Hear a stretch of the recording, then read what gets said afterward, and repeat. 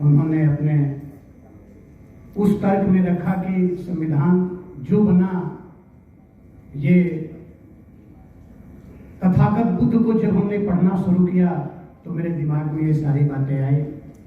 अशोक सम्राट साहब के विचार को मैंने पढ़ा, इन बातों को संविधान में अंकित किया। बाबा साहब ने बौद्ध के विचार को क्यों अंकित किया और उसी के आधार पर संविधान का निर्माण हुआ।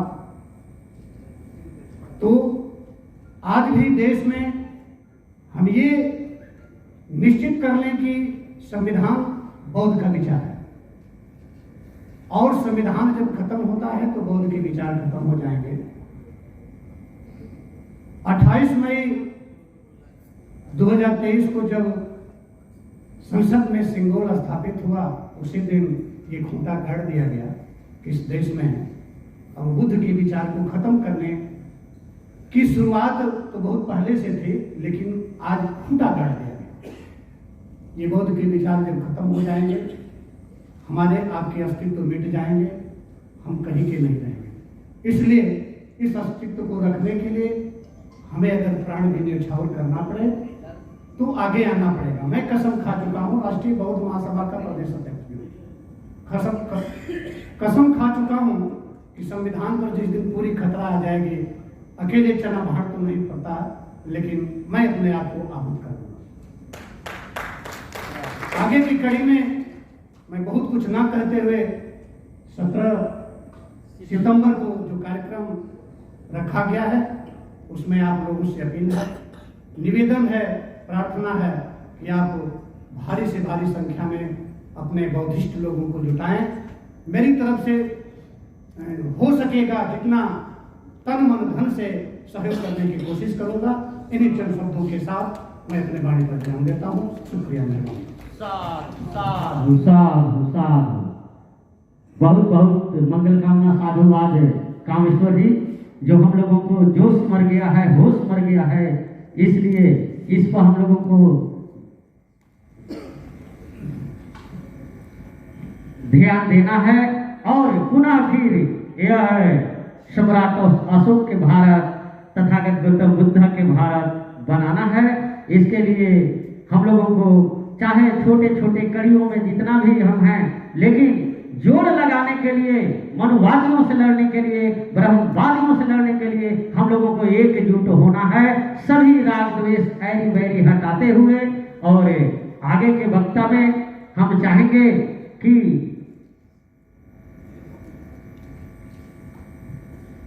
नालंदा से बिलोंग करने वाले हैं, अभी पटने में रहते हैं, उज्जवल कांत होमकार साहब से चाहेंगे कि वो भी अपने मंतव्य 5 मिनट आकर के दें कि हम, इसलिए कि ज्यादा से ज्यादा उन्हीं लोगों को है कि जो बिहार में धरोहर जिनका चिंतन करने की क्षमता बन रही है, उन्हीं लोगों से अपील है कि हम लोग एकजुट होकर के कैसे लड़ेंगे इसका तैयारी करना है। और आज से 17 सितंबर अनागारी के धम्मापाल और दूसरा पेरियार रामास्वामी नायकर का, यानी दोनों महापुरुषों को जन्म उत्सव के दिन पर बिहार के धरती को पंचशील से पाटना है। सभी जगह में कन्याकुमारी से पेशावर बनाने की कोशिश करना है, बौद्धों की भारत बनाना है। धन्यवाद। उज्जवल सर्वप्रथम बार मैं करुणा के सागर बुद्ध के चरणों में नमन करते हुए, बोधिसत्व बाबा साहब को नमन करते हुए, जो भी इस ऑल इंडिया बुद्धिस्ट फोरम के मंच पर उपस्थित आगंतुक सज्जनों, बुद्ध भिक्षुओं, भाइयों एवं बहनों, मुद्दा तो बहुत बड़ा है और आज़ादी के 76 वर्ष गुजर जाने के बाद भी मस्जिदों पर मौलवियों का कब्जा है, मंदिरों पर ब्राह्मणों का कब्जा है, चर्च पर पादरियों का कब्जा है, लेकिन बौद्धिस्ट टेम्पल पर बौद्धों का कब्जा न होकर करके ब्राह्मणों का कब्जा है, जो हम लोगों के लिए बहुत बड़ी ग्लानि की बात है। हमारे लोग उस समय 90 में भी नागार्जुन सुरेश साहब जब आंदोलन चला रहे थे, पीसी राय वगैरह गया में थे, उस वक्त भी हम जो करुणाकर भंते करुणाकर यहाँ उनके साथ उस समय हम अनमैरिड थे और वहाँ हम लोग आंदोलन में जाते थे। लेकिन उस समय भी बहुत दिनों तक आंदोलन चला, लेकिन बौद्ध टेम्पल रिलीज नहीं हुआ। तो सबसे बड़ी चीज हमको जहाँ तक लगता है कि किसी भी आंदोलन या किसी भी संघर्ष को आगे चलाने एवं उस पर विजय प्राप्त करने के लिए दो चीज की सख्त जरूरत होती है, एक धनबल और दूसरा जनबल। तो मैं जो देख रहा हूँ, आंदोलन का बिगुल तो फूंका जाता है, लेकिन धनबल हमको कहाँ से आएगा, और धनबल से ज्यादा जरूरी जनबल है। अभी इस बिहार में जहाँ ये बुद्ध की नगरी है, जहाँ बौद्ध टेम्पल को रिलीज कराने की बात की जा रही है, वहाँ में जो भी आगंतुक सज्जनों, बिहार से भी आए हुए, पूरे भारत से आए हुए आगंतुक सज्जनों से मैं अपील करता हूँ कि क्या इस बिहार को बौद्धमय करने के लिए हमारे लोग कहाँ तक अपना कदम उठाए। अभी भी बिहार में बौद्धों की संख्या 0.5% से भी कम है। जब तक आपके पास जनबल नहीं होगा, फिर बौद्ध टेम्पल पर जो हम रिलीज कराने की बात कर रहे हैं, एक्ट जो 49 है उसको खत्म करने की बात कर रहे हैं, तो बिना जनबल का ये आंदोलन नहीं चल सकता है।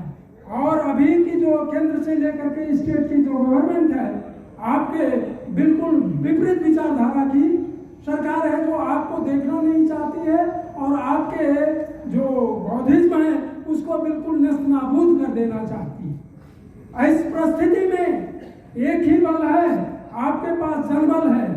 हमारी आबादी 90% कही जाती है, लेकिन बौद्धों की संख्या 1% से भी कम है। तो हमारे जो भी बौद्धिस्ट भाई हैं, मेरा उनसे अपील है कि आज से वो संकल्प लें कि जहां भी जाएं बौद्ध धम्म दीक्षा एवं बाबा साहब की 22 प्रतिज्ञा लोग कराएं। बाबा साहब की जयंती, बड़ी बड़ी जयंतियां मनाते हैं, बहुजन महापुरुषों की जयंतियां मनाते हैं, लेकिन कहीं भी हमारे लोग धम्म दीक्षा एवं बाबा साहब की 22 प्रतिज्ञा नहीं कराते हैं। तो जब तक पूरे बिहार में, हर जिला में, हर प्रखंड में बाबा साहब की 22 प्रतिज्ञा एवं बौद्ध दीक्षा समारोह का आयोजन नहीं होगा, तब तक जो बौद्ध टेम्पल को रिलीज कराने का जो आप सपना देख रहे हैं, शायद मेरे ख्याल से वो सफल नहीं हो पाएगा।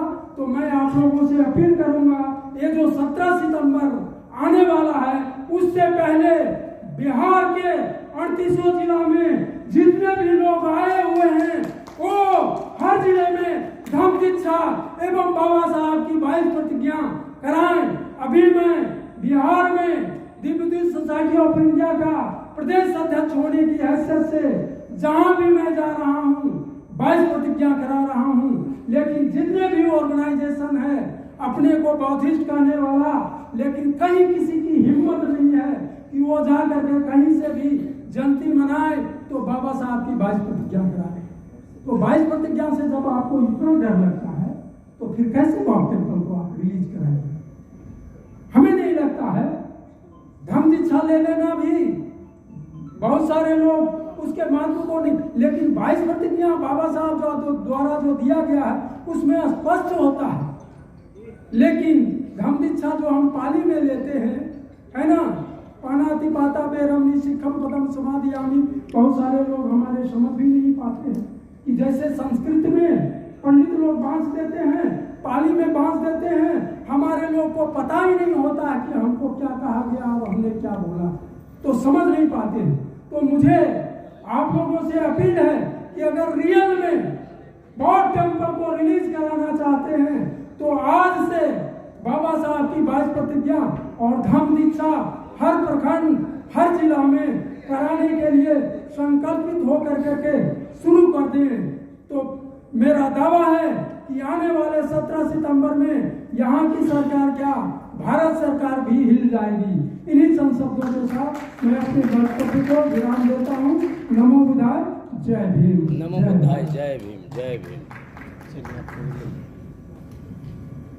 बहुत बहुत साधुवाद, मंगल कामना, धन्यवाद उज्ज्वल कांत जी।